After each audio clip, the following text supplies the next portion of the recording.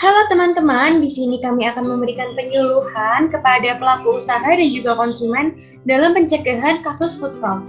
Yuk disimak. Yang pertama, ada mislabeling atau pencantuman label dengan informasi yang tidak sesuai. Contoh kasus nyatanya terjadi di California, di mana beberapa restoran dan toko memberikan label kepada ikan yang mereka jual dengan tidak sesuai. Ikan yang biasanya dipalsukan yaitu dengan pelabelan ikan kakap, namun yang kita dapat yaitu Gilderhead Seafarm atau Pacific Ocean Perch. Nah, dari tabel di sebelah sini dapat diketahui bahwa kebanyakan pemalsuan terjadi di gerai sushi. Hal tersebut karena apa yang kita dapatkan sudah terbentuk dalam ikan filet yang memiliki warna, tekstur, dan penampilan yang sangat mirip antar ikan, sehingga sulit sekali untuk mendeteksi ikan yang kita dapatkan. Namun, sebagai pelaku usaha, jangan sampai melakukan hal tersebut karena sangat melanggar Undang-Undang Republik Indonesia tahun 2012 nomor 18 tentang pangan, yaitu pada pasal 141, di mana tindakan tersebut dapat dipidana penjara paling lama 2 tahun atau didenda hingga 4 miliar rupiah loh. Hati-hati ya. Kemudian adalah kasus dilution. Dilution sendiri merupakan salah satu kasus pemalsuan pada produk pangan yang sangat mudah untuk dilakukan bagi para produsen produk pangan. Mengapa dikatakan mudah? Hal ini dikarenakan hanya dengan mencampurkan minuman asli dengan air ataupun zat lain yang dapat menambah volume dari produk menjadi lebih banyak, sehingga produk yang dihasilkan juga akan menjadi lebih banyak. Contoh dari kasus ini sendiri adalah kasus pengenceran wine yang terjadi di Italia. Pada kasus ini, wine-wine yang dijual diencerkan dengan air untuk mengurangi kadar alkoholnya. Tindakan ini merupakan penipuan pada konsumen dikarenakan penambahan air ini akan menurunkan kualitas dari wine. Kasus food fraud selanjutnya yaitu konsumen yang bertujuan untuk menyembunyikan kerusakan atau atribut yang tidak diinginkan dari suatu makanan. Contohnya yaitu semangka yang disuntik dengan rodamin B supaya semangka terlihat lebih merah.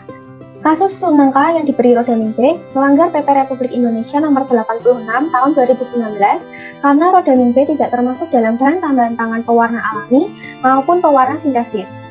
Hukuman bagi penjual yang memperdagangkan semangka dengan tambahan rodamin B diatur dalam Undang-Undang Republik Indonesia Nomor 18 Tahun 2012 tentang Pangan Pasal 140 yang berbunyi, setiap orang yang memproduksi dan memperdagangkan pangan yang dengan sengaja tidak memenuhi standar keamanan pangan sebagaimana dimaksud dalam Pasal 86 Ayat 2 dipidana dengan pidana penjara paling lama 2 tahun atau denda paling banyak 4 miliar rupiah.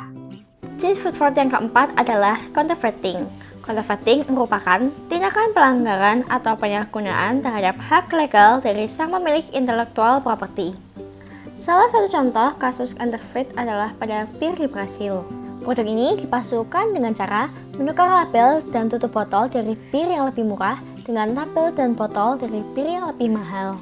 Padahal pada Undang-Undang Nomor 18 Tahun 2012 tentang Pangan, pada pasal 99 dikatakan bahwa setiap orang dilarang menghapus, mencabut, menutup, mengganti label, melabeli kembali, dan atau menukar tanggal, bulan, dan tahun kadaluarsa pangan yang diedarkan.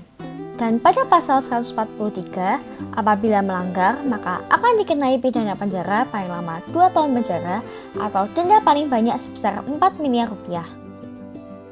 Kasus berikutnya yaitu substitution. Substitusi merupakan proses penggantian bahan makanan yang bernilai lebih tinggi dengan bahan makanan lain yang bernilai lebih rendah. Kasus substitusi misalnya seperti di Brazil yang mengganti daging hamburger dengan soy protein. Dapat dilihat pada slide ini bahwa daging hamburger yang semula 100% diganti dengan campuran daging hamburger dan soy protein dengan perbandingan kira-kira 40:50. Walaupun kasus ini tidak berbahaya, tetapi kasus ini dapat membohongi konsumennya. Dan untuk beberapa orang, soy protein bersifat alergi sehingga dapat menyebabkan asma hingga kematian. Underproof enhancement merupakan penambahan bahan yang tidak diketahui dan tidak dideklarasikan ke produk makanan untuk meningkatkan atribut kualitas. Seperti pada kasus di Pakistan awal tahun 2011, sampel makanan biji-bijian berlapis gula berwarna merah muda tidak mengandung pewarna apapun ketika diuji menggunakan paper chromatografi. Tapi dengan HPLC MS-MS ditemukan adanya pewarna rodamin B.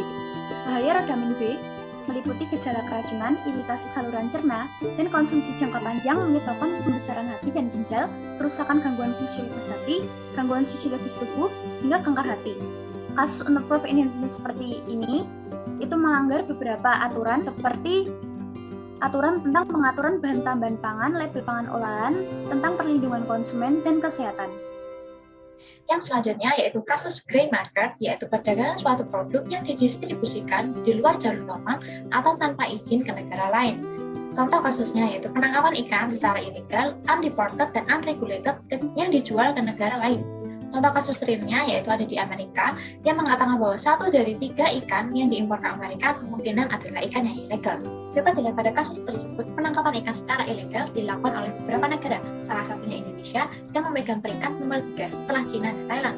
Padahal, menurut Undang-Undang Republik Indonesia Nomor 45 Tahun 2009 tentang Perikanan, pada pasal 141 dikatakan penangkapan ikan baik di wilayah NKRI atau laut lepas tanpa memiliki SIPI yaitu surat izin penangkapan ikan akan dipidana penjara paling lama 6 tahun dan denda paling banyak 2 miliar rupiah. Sebagai produsen, kita harus berbuat jujur dan tidak boleh melakukan pemalsuan pangan, karena hal ini dapat menyebabkan terjeratnya hukum dan reputasi usaha yang menjadi buruk, lalu mengalami kerugian dan menanggung biaya kerusakan. Selain itu juga dapat menyebabkan kehilangan kepercayaan konsumen dan kerugian perusahaan. Beberapa keuntungan mengatasi food fraud adalah yang pertama, meningkatkan profit industri, yang kedua, membuat perusahaan menjadi lebih kompetitif, yang ketiga, harga bahan pangan menjadi lebih murah, dan yang terakhir, lebih aman dikonsumsi oleh konsumen. Ada beberapa saran bagi konsumen untuk mencegah terjadinya food fraud. Yang pertama, melihat label kemasan dengan seksama ada atau tidaknya izin edar atau VPO dan logo halal. Kedua, jangan asal murah, namun juga harus berkualitas. Yang ketiga, beli di tempat yang terpercaya. Yang keempat, memperhatikan aroma, tekstur, dan rasa dari produk saat akan dikonsumsi. Yang kelima, pastikan kemasan masih tersegel. Dan yang terakhir, mengecek komposisi dan tanggal kadaluarsa pada label. Food fraud occurs when food or drink is sold in a way that deliberately mislead or deceive consumer or customer for financial gain. Sekian video penyuluhan mengenai solusi untuk mengatasi kasus food fraud, baik bagi para penjual maupun konsumen. Atas perhatiannya, kami ucapkan terima kasih.